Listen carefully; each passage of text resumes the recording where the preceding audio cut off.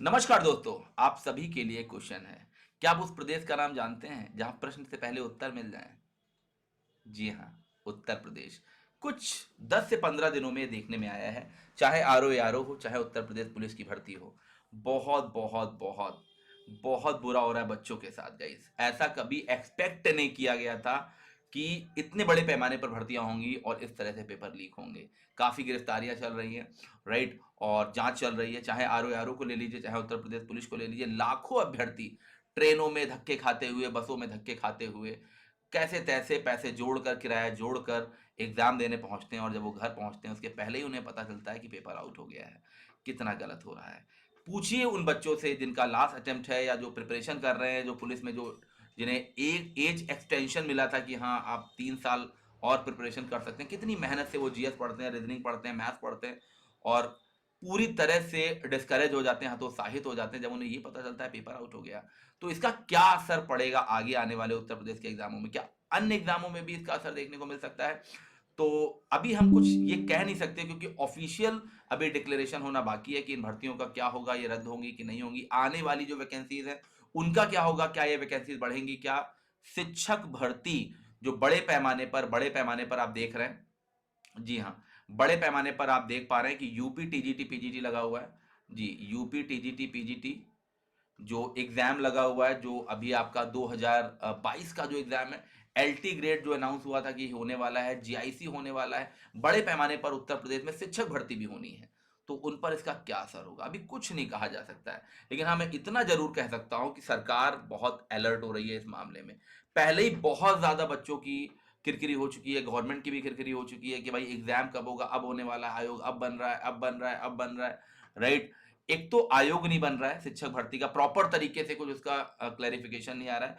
सफर कौन कर रहा है, प्रॉब्लम कौन झेल रहा है? बच्चे झेल रहे हैं। टीचर को भी सुनना पड़ता है कि सर आप लोग बोलते रहते हैं एग्जाम हो जाएगा, हो जाएगा, कब आखिर एग्जाम होगा? बच्चों के इन प्रश्नों का उत्तर देते देते सभी टीचर थके जा रहे हैं। और उत्तर प्रदेश जो हमारा उत्तम प्रदेश कहा जाता है, राइट, हर मामले में ठीक चल रहा है, लेकिन ये क्या हो रहा है?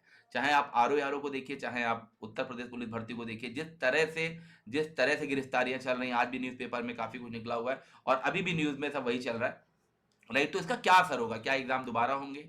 क्या इन एग्जाम्स की वजह से जो टीजीटी पीजीटी एग्जाम है या एलटी ग्रेड का होने वाला है, इनकी डेट और एक्सटेंड हो जाएगी? बहुत सारे सवाल हम लोगों के मन में भी हैं और बच्चों के मन में भी हैं। एक बच्चा तैयारी करता है और उसको समझ में नहीं आता है कि प्रिपरेशन तो मैं कर रहा हूँ, बट क्या फेयर भर्ती हो पाएगी? क्या फेयर रिक्रूटमेंट गवर्नमेंट कर पाएगी?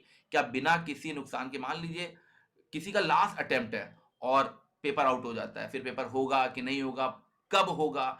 एक एक बच्चा नहीं, पूरे परिवार की जो उम्मीदें होती हैं उस बच्चे के साथ लगी रहती हैं।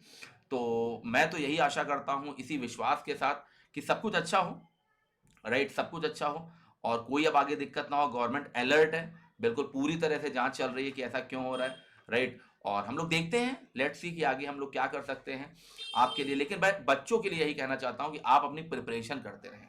जितने बच्चे यूपी टीजीटी पीजीटी की प्रिपरेशन कर रहे हैं, एलटी ग्रेड की कर रहे हैं, जीआईसी की कर रहे हैं, मैं यूपी के कॉन्टेक्ट में से बात कर रहा हूँ, वो अपनी तैयारी करते रहें, प्रिपरेशन करते रहें। यूपी टीजीटी पीजीटी पे बहुत ज़्यादा इसका असर नहीं पड़ेगा कि डेट अगले साल चली जाएगी, या एग्जाम होगा कि नहीं होगा। कई बच्चे मुझे सुबह से मैसेज कर रहे हैं कि सर यूपी टीजीटी पीजीटी का क्या होगा, अभी कब डेट आएगी? तो ये वीडियो मुझे बनाना पड़ा।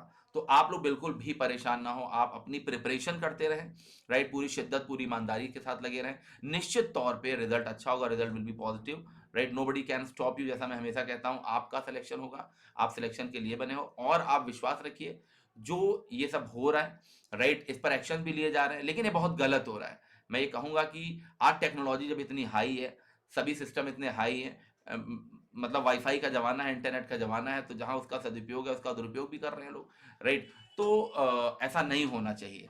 कि ऐसा अगर बहुत पहले देखा जाए, 20-25 साल पहले देखा जाए, तो एक बार मान भी सकते थे कि चलिए बहुत ज़्यादा संचार के माध्यम नहीं है, बहुत ज़्यादा टेक्नोलॉजी नहीं है, राइट, कि ऐसा हो रहा है, कहीं पता नहीं चल रहा है। लेकिन आज तो सेकंडों में चीज़ें पता चलती हैं भाई, ऐसा क्यों हो रहा है? मतलब इतनी टेक्नोलॉजी, क्या सरकार विफल हो गई है कि इस तरह के पेपर्स वो ऑर्गेनाइज करा रही हो, पेपर आउट हो जा रहा है, पहले ही पेपर बच्चों को मिल जा रहा है? तो ये गलत है और इसकी कड़ी से कड़ी निंदा की जानी चाहिए। ठीक है? तो थैंक यू वेरी मच। एक छोटा सा जो मेरे अंदर एक जो इमोशन था वो आपके साथ शेयर करना था। आपके साथ हम भी खड़े हैं, और हम इसी तरह प्रिपरेशन कराते रहेंगे, चाहे जितना हो जाए। हम कभी भी डिस्करेज नहीं होंगे, हतोत्साहित नहीं होंगे, अपनी प्रिपरेशन को जारी रखेंगे। Thank you very much.